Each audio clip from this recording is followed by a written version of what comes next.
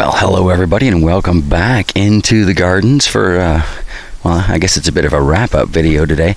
I'm harvesting from the tomato patches, and that also means bringing in the spaghetti squash.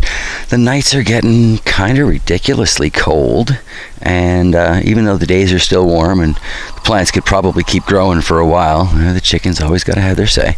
Yeah, I'm just worried about the nighttime temperatures, and I'm starting to see some definite effects on some of these plants. So yes, tomatoes can ripen up inside, so inside they will go.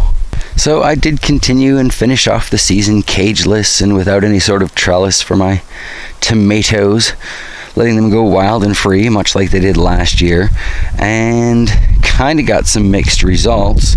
But at the same time, they seem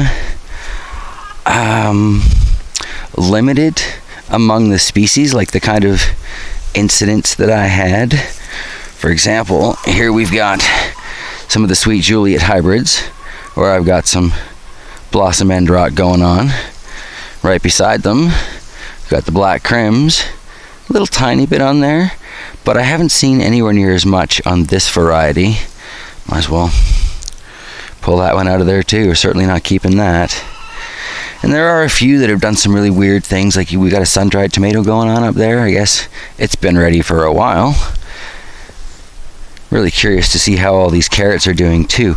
So I think for this patch, my main goal is I'm going to cut the plants, pull them out, harvest the tomatoes off of them, and let the carrots get a little bit more light because they can deal with the colder temperatures.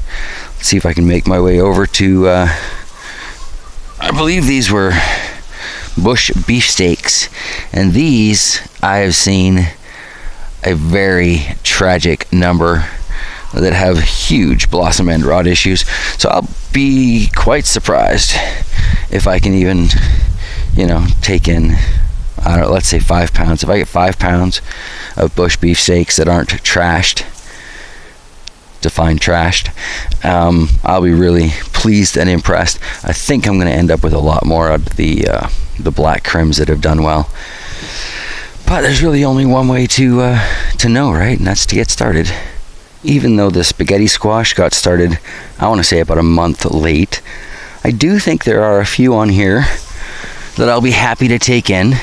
And there are some others that, who knows, they might ripen up enough to become edible for us indoors.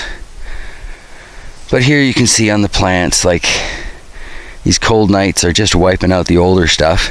Interestingly enough, the new growth is just pushing right along there, and it's just trying to put these things out all over the place. So yeah, if I can get an extra month on the spaghetti squash next year, I think we'll have an incredible harvest, because a lot of these almost made it. I got one back there that might be ripe enough. Not too many in the front here, but I'm going to leave the plants growing in this case because, yeah, where there's new growth, they are doing fine. But I am going to take in those ones that I feel are good to go. These tomato plants, I don't know, might just cut them down as I go. Like I say, I'm definitely going to cut the ones down that are growing with the carrots, just to give the carrots that last little bit of sunshine. But yeah, alright, harvest is two-handed stuff, so camera goes in the pocket. Well, I got 5 there that are gonna be decent. One that should have me some seeds for next year. One that, we'll see if it's ripe enough. But I think that's it for anything on here that's not basically this, and I really don't see any point in trying to bring that in right now. If it survives and gets a little bit bigger, I might bring it in later, sure. Like even this guy here, it's just a little bit too small. I did have a good laugh though, because all of these seeds in this row came from the same paper bag that was labeled spaghetti squash. And yet, where'd this thing come from? That ain't no spaghetti squash. Not quite sure what the plant of origin is at this point. It's another one there, it's like another week or two Actually, I'll grab that one anyway.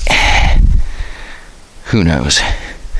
But yeah, so that's about it for the spaghetti squash this year, but that's still better than nothing, so I'm glad I did plant them even though it was so late. Alright. A little nervous to get started at the tomato patch. I don't know why, but I'd better get on it. So before I get started here, pull this dandelion out. Just a quick look. The carrots, I just kind of planted them, sprinkled them around the base of where I put in each and every single one of my tomato seedlings. And it is looking like I need to start maybe testing the Tums theory. But anyway, I just put them at the base. You can see here's the base of the tomato plant right there, rather than making a row of carrots, right? And I mean, it's not the world's biggest carrot, but that's a carrot all the same, without taking up any extra space. So that's kind of a good deal. And amusingly, you may be familiar with my regular ice fishing sled that I use where most people use a wheelbarrow. I found this cleaning up a bunch of stuff from a previous tenant, or a previous owner I should say, in the back behind what I keep jokingly referring to as the pig shed. Long story there. Anyway, I guess I will be putting our rotten bottom tomatoes into there. And I guess, you know, how do you eat an elephant? One bite at a time. I will start with this plant in front of me here. No tripod today, so it'll just be updates as we go. So this is all from just that one plant. I have to say I'm very pleased, impressed if you will, with the production of the black krims, especially in this patch. And I didn't find any on this plant that had blossom end rot, so that is really encouraging. Carrots have a chance to get some sun, like I was saying, maybe get a little bit bigger than that one we've got in the corner there. I do see, you know, some fallen maters with some issues, but we'll see. I'm really curious to see between the two main varieties, being the bush beefsteak and the black krim, just which is most resistant to that. Because, you know, I've been out here a few years now, and it's time to start picking varieties and really just growing with them.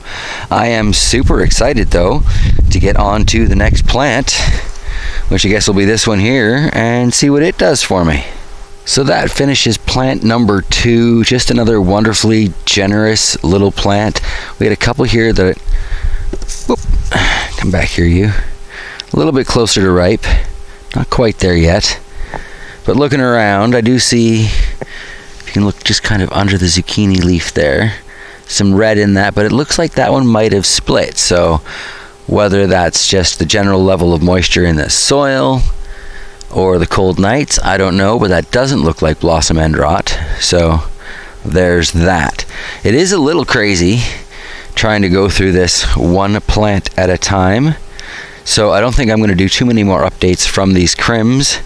I'll check back on you once we start to look at the bush beefsteaks and see how they did.